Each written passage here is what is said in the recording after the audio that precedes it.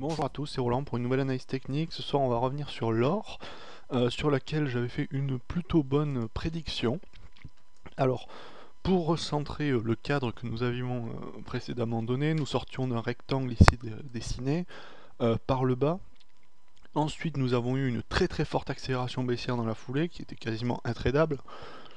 Donc là c'était assez compliqué. Puis on a eu une reprise haussière lente, enfin, plutôt rapide, mais qui est passée en range sous les 1475 à peu près, un peu en dessous de 1500. On est resté bloqué là-dessous, et ce qui s'est produit à ce moment-là, c'est qu'on a eu formation d'un triangle, je dirais, à peu près, voilà, comme ceci. On voit l'idée, donc là ça donne une forme en drapeau, hein, tout simplement un fanion, figure très connue du chartisme. Et nous avions conjecturé plutôt une reprise baissière dans la mesure du mouvement qui était en train de se produire. Alors, je crois que nous avions vu en H4 ce qui se passait. Nous allons revenir en H4 pour voir ce qui s'est passé finalement et comment, de quelle manière c'était tradable. J'ai dû certainement donner un scénario conditionnel à cet égard.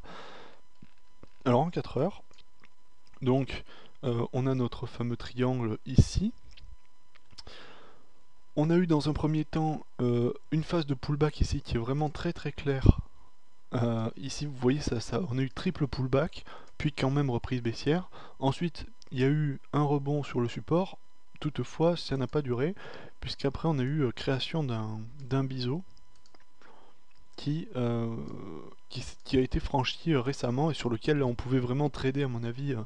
C'était une porte ouverte au trading, aller shorter ce niveau de cassure pour aller chercher la cassure du support du triangle général.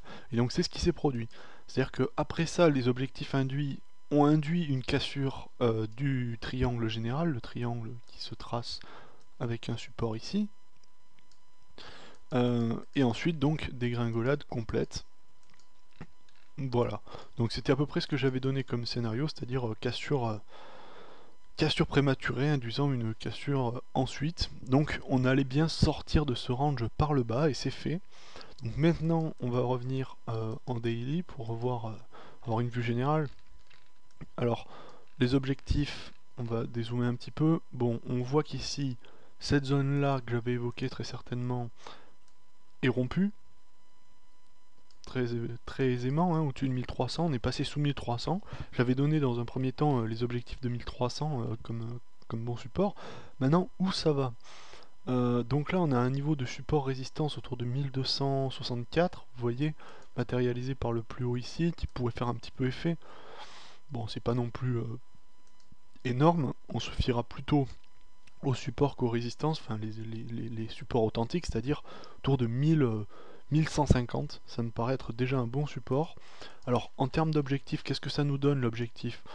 Le fanion, c'est tout simple, on prend la dernière baisse, on reporte dans le creux et on regarde. Donc le creux il est ici, et on est à 1500.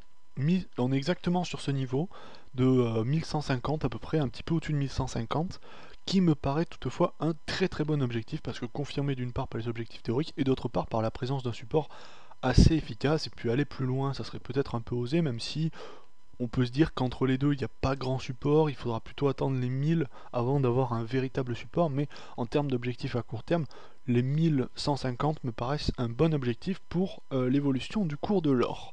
Voilà, donc on suit le scénario.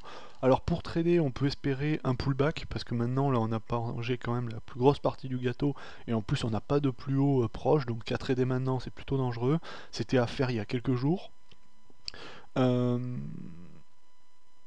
Par contre, oui, voilà, il faut attendre un pullback sur ce niveau, autour de 1330 par là. Il faut essayer de chercher une reprise haussière entre les deux pour aller travailler un scénario de plus long terme, voire un scénario encore plus long terme à 1000 que j'avais évoqué dans une précédente vidéo.